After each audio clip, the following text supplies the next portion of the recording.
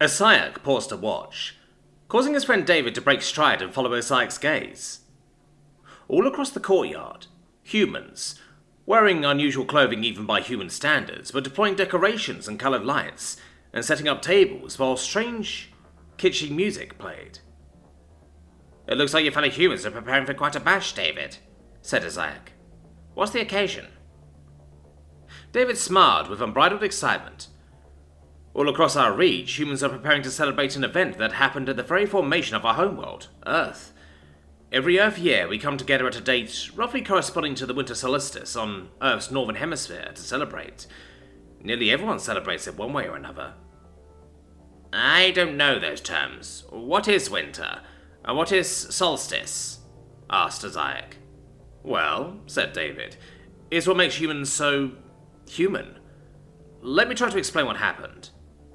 About 5 billion years ago, our planet formed out of the accretion disk of our still young sun, and, like all rocky planets, it formed with a rotational axis that was roughly perpendicular to the plane of its orbit, just like your planet. And, just like your planet, it slowly stratified into an iron core, a dense mantle, and a thick crust of less dense materials. But Earth was not alone. There was another, slightly smaller planet forming in roughly the same orbit. About 4.5 billion years ago, those two planets collided in an epic impact. Rock that had made up most of the crust of both planets was blasted into an enormous ring of debris that, instead of falling back down, coalesced into an unusually large moon. That moon pulls on the Earth, generating spectacular tidal movements in the planet's vast oceans. The resultant intertidal zones are some of the most life-rich areas of the entire planet, but they are not without risk to exploit. It is speculated by some that these challenges contributed to the expansion of the human brain well beyond our primate ancestors. But the collision had another effect. After the collision, what had once been two planets was now one larger planet that was tilted a whopping 0.4 radians relative to the orbital plane. This results in wide periodic variations in temperature and precipitation across most of the planet's surface in the course of each orbit. This is what we call seasons. The winter solstice is when the axis of rotation points most directly away from the sun. Attempts to understand and predict the seasons led to the mathematics and calendars that enabled our agriculture and spawned our first civilizations. Also, the crust that remains on Earth is particularly thin and unstable. Volcanoes readily punch through and spew up those heavy materials that would otherwise be trapped in the mantle. Their ready availability has greatly accelerated human technological society relative to other galactic members. And the gift of the collision goes on. Earth's crust is so thin that it breaks into separate tectonic plates that move on the mantle, separating into deep oceans and colliding to push up beautiful mountain ranges. The oceans and mountains and axial tilt all work together to give the land areas of Earth a patchwork of wildly different and extreme environmental zones which, in turn, separate species into isolated pockets. When humans first spread out across the planet, we too found ourselves isolated from each other, allowing different groups to evolve separately.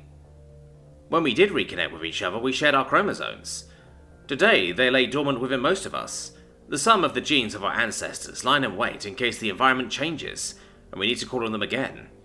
I have the black curly hair of my savanna-living Homo sapien ancestors, but inside I still have recessive genes for the blonde hair and blue eyes of my tiger-living Neanderthal ancestors. That variety in our ancestry makes humans more resilient and flexible in the environments in which we can comfortably live. Building geographic obstacles to reconnect with other humans further accelerated our technological and cultural development. But, having reconnected with each other, we then spent millennia trying to figure out how to get along with each other. This gave us a head start in thinking about how to live together with your people, Isaac, when we finally crossed the void and found each other.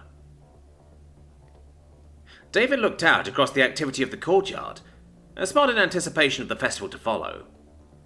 The many cultures all across Earth have had different names for it. Saturnalia, Christmas, Dongji, Shakalako, and Shabi Yalda, to name a few. But really, we are all celebrating the winter solstice, and, by extension, that celestial collision that happened 4.5 billion years ago, and how it created who we are today. Asike put his paw on David's shoulder as they stood side by side. He was starting to see the human homeworld, not as the death world that it was often portrayed as, but rather the beautiful garden crucible that produced a creature like his creative, audacious friend. I would call this a celebration of humans. Fuck yeah.